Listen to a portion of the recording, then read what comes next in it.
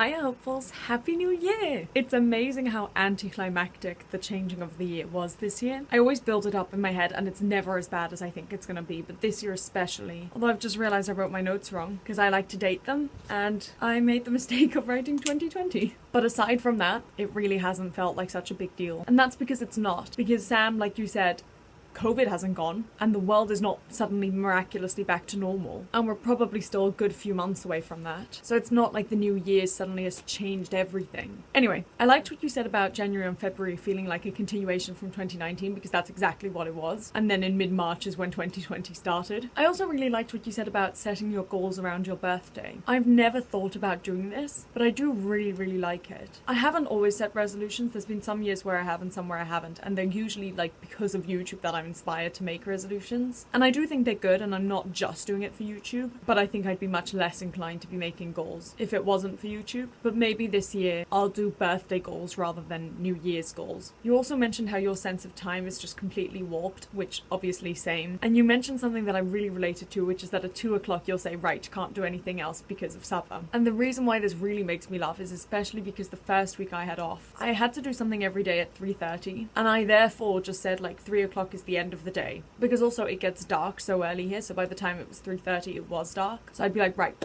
3 o'clock is when the day is done, and after that it's nighttime, which is a horrible attitude to have. So luckily I've cut myself away from that slump, I guess. But when you said it, I was like, yes, that's me. You also mentioned that you'd like to start scheduling the night before. So what I like to do is I write out a list of everything I need to do. I write out when I need to do it by and how important it is. Those are 2 separate lists. And then I organize them based on the amount of stars they have in total. And then I write next to them how long I think they'll take. And I usually way overestimate, but that way I have the time and I actually have spare time, which I'm sure for you don't really get that. So like I used to write down that showering would take me an hour. It takes me maybe 10 minutes to shower. And finally, I just wanted to comment, you mentioned that you'd like to read 6 physical books this year. And I really like that as a goal, because I don't think I read a single hard copy book. No, I read one. I read Dodie's book. I think that's the only hard copy book I read. The rest I all listened to, and even then I didn't listen to a lot last year. And I've got 3 books somewhere behind me. One of my housemates has 2 books that I really want to read. So that's already 5. So if I can just get through those books, and like you said, that's 1 book in every 2 months. So I think I'm gonna steal that resolution, if that's okay. Anyway, that's all I wanted to say. I hope you guys have entered the new year in a